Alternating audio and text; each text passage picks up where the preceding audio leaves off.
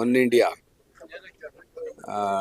Digital ಮಾಧ್ಯಮದ ಎಲ್ಲ ವೀಕ್ಷಕರಿಗೆ ಧನ್ಯವಾದಗಳನ್ನ ಹೇಳ್ತಾ, ಕಳೆದ ಹಲವಾರು ತಿಂಗಳಿಂದ ನಾನು ಕೂಡ ಒನ್ ಇಂಡಿಯಾ ಚರ್ಚೆಯಲ್ಲಿ ಭಾಗವಹಿಸ್ತಾ ಇದ್ದೆ, ನೋಡ್ಕೋತಾ ಇದ್ದೆ.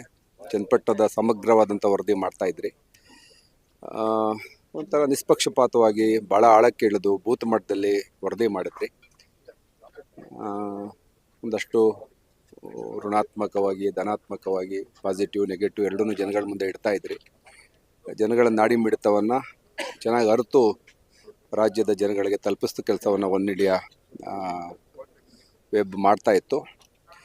ಅಂತಿಮವಾಗಿ ತಾಲೂಕಿನ ಜನ ನನ್ನನ್ನು ಆಯ್ಕೆ ಮಾಡಿದ್ದಾರೆ, ಆಶೀರ್ವಾದ ಮಾಡಿದ್ದಾರೆ. ಈ ಸಾರಿ ಗೆಲ್ಲಿಸಿದ್ದಾರೆ. ಜವಾಬ್ದಾರಿ ಜಾಸ್ತಿ ಆಗಿದೆ. ಕುಮಾರಸ್ವಾಮಿಯವರ ಹೋರಾಟ ಮಗನನ್ನು ಶಾಸಕನಾಗಿ ಮಾಡಲಿಕ್ಕೆ ಅವರು ಸಾಧ್ಯ ಆಗಲಿಲ್ಲ. ಅವ್ರಿಗೆ ಆ ಒಂದು ನೈತಿಕ ಬಲ ಕಳ್ಕೊಂಡಿದ್ರು.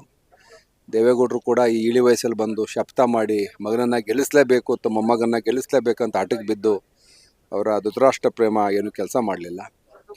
ಮಗನನ್ನು ಗೆಲ್ಲಿಸದೇ ಇರ್ತಕ್ಕಂಥ ಒಂದು ನಿಷ್ಕ್ರಿಯ ತಾಕತ್ತಿಲ್ಲದೆ ಇರ್ತಕ್ಕಂಥ ಒಬ್ಬ ನಾಯಕತ್ವ ಕುಮಾರಸ್ವಾಮಿ ಅವ್ರದ್ದು.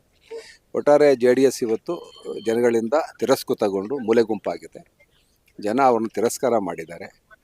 ಈ ಒಂದು ಸ್ವಾರ್ಥ ರಾಜಕಾರಣ, ವಂಶ ಪಾರಂಪರ್ಯ ಆಡಳಿತವನ್ನು ರಾಜ್ಯದ ಜನ ಒಪ್ಪಲ್ಲ, ತಾಲೂಕಿನ ಜನ ಯಾವುದೇ ಕಾರಣಕ್ಕೂ ಒಪ್ಪಲಿಲ್ಲ. ಕುಮಾರಸ್ವಾಮಿಯವ್ರನ್ನ ಒಪ್ಕೊಂಡಿದ್ರು.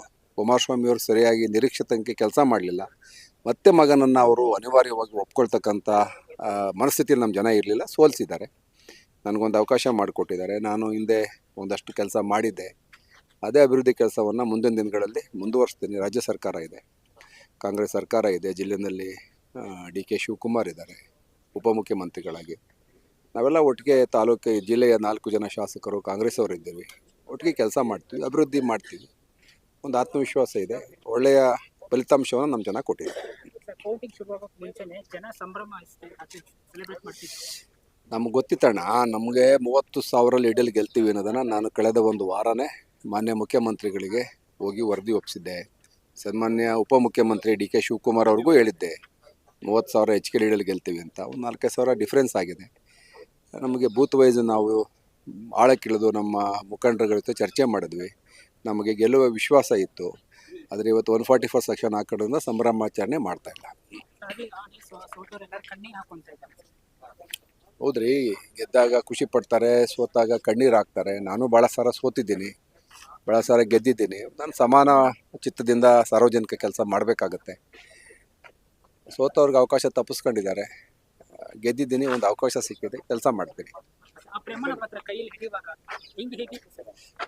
ನನಗೆ ಇದಾಗಲೇ 6ನೇ ಚುನಾವಣೆ, ಇದೇನು ವಿಶೇಷ ಇಲ್ಲ, ಒಂದು ಜವಾಬ್ದಾರಿ ಕೆಲಸ. ಧನ್ಯವಾದಗಳು. ಏನಣ್ಣ, ಜವಾಬ್ದಾರಿ ಜಾಸ್ತಿ ಇದೆ, ಕೆಲಸ ಮಾಡ್ತೀನಿ. ವಿಶ್ವಾಸ ಇಟ್ಟು ಗೆಲ್ಸಿದ್ದೀರಾ, ನಿಮ್ಮ ವಿಶ್ವಾಸ ಉಳಿಸ್ಕೊಂಡು ಹೋಗಬೇಕು ಅಂತೇಳಿ ನಾನು ಭಾವಿಸ್ತಿದ್ದೀನಿ. ಧನ್ಯವಾದಗಳು.